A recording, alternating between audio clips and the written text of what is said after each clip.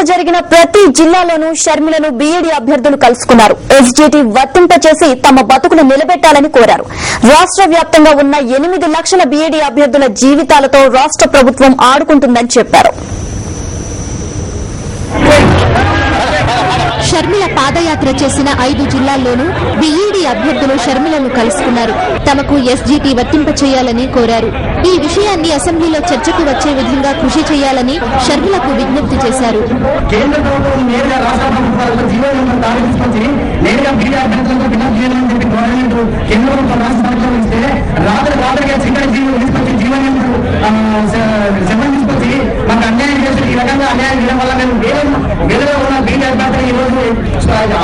అవకాశం లేకుండా రాష్ట్రాల్లో ఉన్నారు కాబట్టి గవర్నమెంట్ మాత్రం ఏ రకంగా అసలు అన్యాయం చేస్తుంది కాబట్టి మేము లక్షల్లో ఉన్న బీడీ అభ్యర్థులు వచ్చిన 2014 మాత్రం 10 లక్షల మంది బీడీ అభ్యర్థులు నిరుద్యోగులుగా ఉంటారు. వాళ్ళంతా రోడ్ల మీద పడతారు కాబట్టి నాకు ఎవ్వరూ సహకరించి ముందుకు పెట్టలేదు. ఏ ప్రభుత్వం కానీ ఏ రాజకీయ నాయకులు కానీ బీడీ అభ్యర్థుల పట్ల మాత్రం ఒక్కరున్నా వచ్చి మీకు ఇంత అన్యాయం జరుగుతుంది, ఇంత అక్రమం జరుగుతుంది, మీకు మేము అండా ఉంటామని చెప్పి ఇంతవరకు ఎవరు రాలేదు.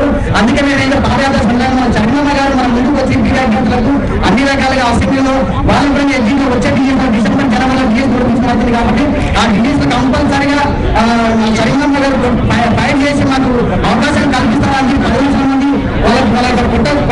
అందరికీ న్యాయం చేయాలని చెప్పి నేను కోరుకుంటున్నాను. బీఈడీ విద్యార్థినులైతే షర్మిల దగ్గర చాలా బాధపడ్డారు.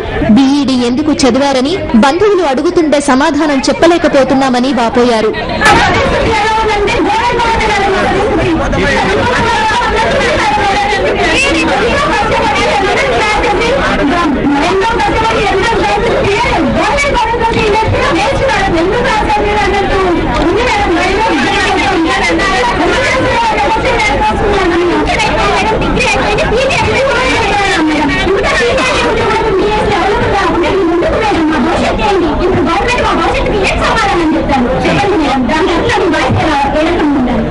రాష్ట్ర ప్రభుత్వం బీఈడీ అభ్యర్థుల మొర వినిపించుకోకుండా అమానుషంగా ప్రవర్తించడంపై ఆవేదన వ్యక్తం చేశారు షర్మిల.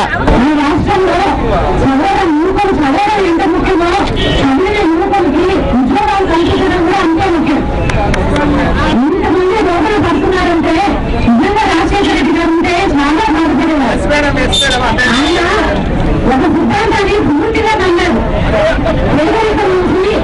బయటపడాలంటే కుటుంబాలు ఆ కుటుంబాలలో పిల్లలు ప్రతిశతం చదువుకోవాలి, తరతరాల వెలుగులో కుటుంబం పోవాలంటే వాళ్ళు పెద్ద ఉద్యోగాలు చేస్తే తప్ప అది శాశ్వత పరిష్కారం కాదు. రాజశేఖర రెడ్డి గారు వారి చదువుకు ఎంత ఇంపార్టెన్స్ ఇచ్చారో వారి ఉద్యోగాలకు కూడా అంతే ఇంపార్టెన్స్ ఇచ్చారు. ఇట్లా రాజశేఖర రెడ్డి గారు ఉంటే మీకు పరిస్థితి వచ్చేదే కాదు. ఈరోజు నిజంగా ఇది చాలా బాధిస్తారు. ఇంతమంది ఉద్యోగస్తుంది కాంగ్రెస్ ప్రభుత్వం అంటే మీరు సామాన్యంగా మీరు కూర్చోబెట్టుకోరు, మీరు చాలా దారుణంగా పోతారు. మీరంతా ధైర్యం ఉండండి.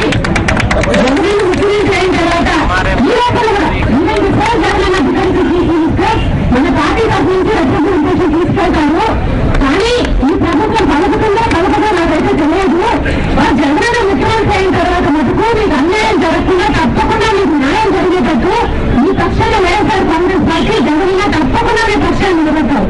మీ జీవితానికి అన్యాయం భయపడుతున్నాయంటే నిజంగా చాలా బాధిస్తుంది. రాజశేఖర రెడ్డి గారు అంటే నిజంగా